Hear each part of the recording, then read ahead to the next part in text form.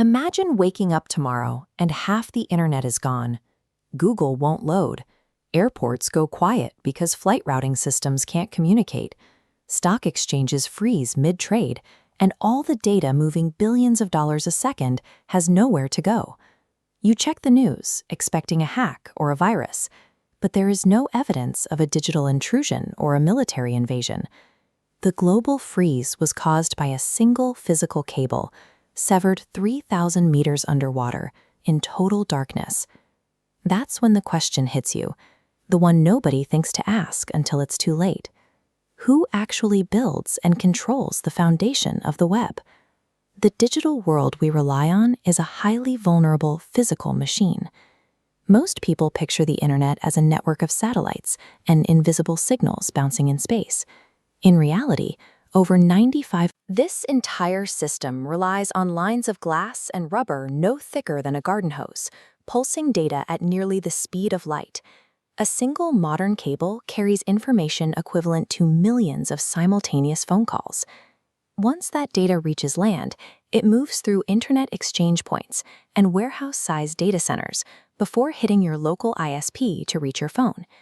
We treat this data network like background plumbing, but it is actually a massive industrial complex hiding in plain sight. The internet is not a single government utility. It works because thousands of privately owned networks agree, through an informal truce, to connect to each other.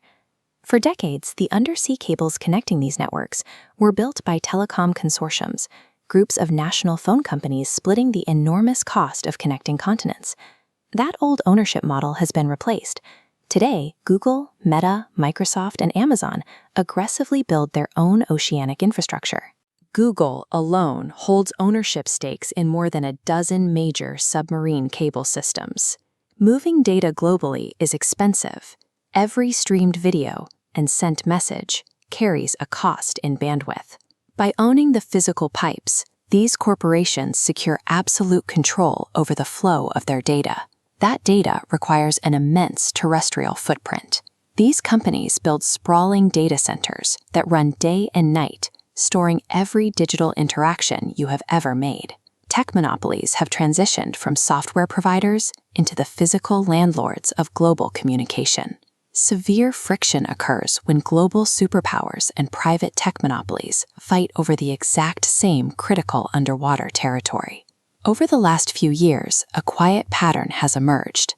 Cables are being severed in sensitive locations and near contested waters.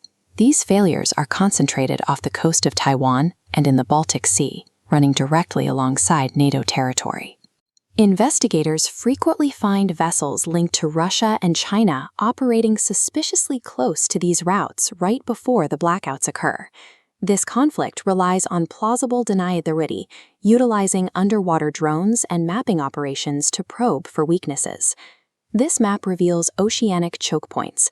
Because the internet is geographically centralized, multiple international cables are forced into narrow stretches of seabed. Cut 2 or 3 cables in these tight corridors, and a continent is isolated from global banking and outside communication for days.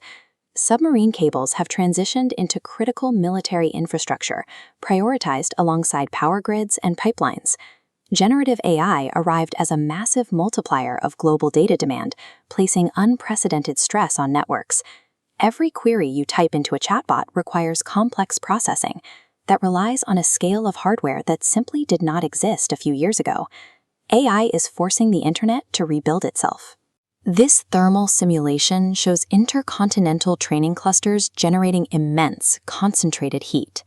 Packed with millions of GPUs, they consume electricity like small cities.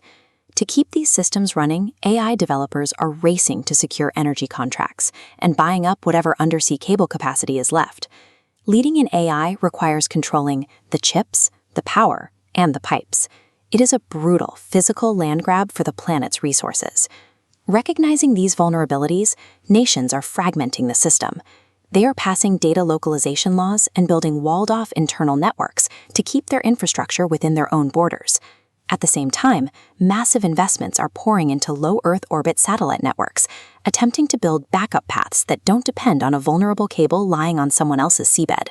The vision of one open, shared, borderless web is fading, replaced by several regional internets answering to different governments. Every text and payment flows through a contested war zone of glass on the ocean floor, passing through buildings you'll never see and managed by corporations you didn't vote for. The internet is the most valuable, least visible battlefield on Earth, and every single day, you are standing right in the middle of it.